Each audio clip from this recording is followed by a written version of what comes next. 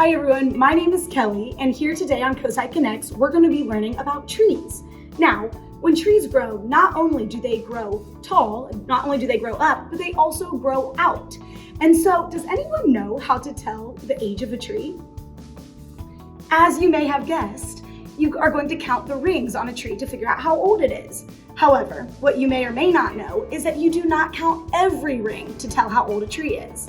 On this sample that I have right in front of me here, this is a yellow poplar, and you will see that there are a series of light and dark rings as we make the way out to the edge here.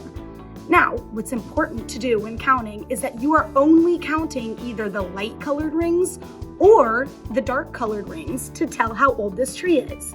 If you count both, you will actually be doubling the age of the tree. Now, here in the Midwest in Ohio, trees do most of their growing during the spring and summer seasons. And during the spring, water is most readily accessible, and there is going to be a lot of growth happening, which is where those thicker light bands occur. Now, during the summer, when it's a little bit drier out, is when there's still going to be some growing, but that's when those dark rings will form. The newest layers of the tree is going to be on the outside here between the bark and the rest of the tree. And actually, as these trees grow, something that is kind of interesting is that the pressure of all of these layers sometimes is going to start clogging up the middle, and so that the nutrients and that water can no longer flow through. And that is when you might get a dark colored spot in the middle, and this is called heartwood, where this part of the tree may actually be dead while the tree is still growing, and the tree can continue to grow. Now, something that is kind of interesting is that right here we have 3 different samples, and this chestnut oak is, when you look at it, I know you can't count them all right now, but if you were to count all of the light rings or all of the dark rings, you would find that the chestnut oak is approximately 151 years old.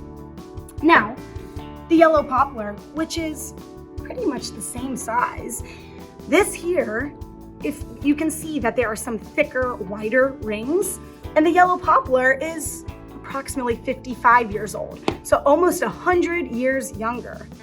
And over here, we have a red maple, and this one is the smallest sample of the 3, but if you were to count all those rings, this one is 48 years old, so almost the exact same age as our yellow poplar right next to it.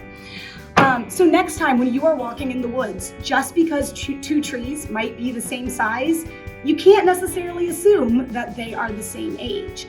If you see a tree stump, you might want to go over and count those rings.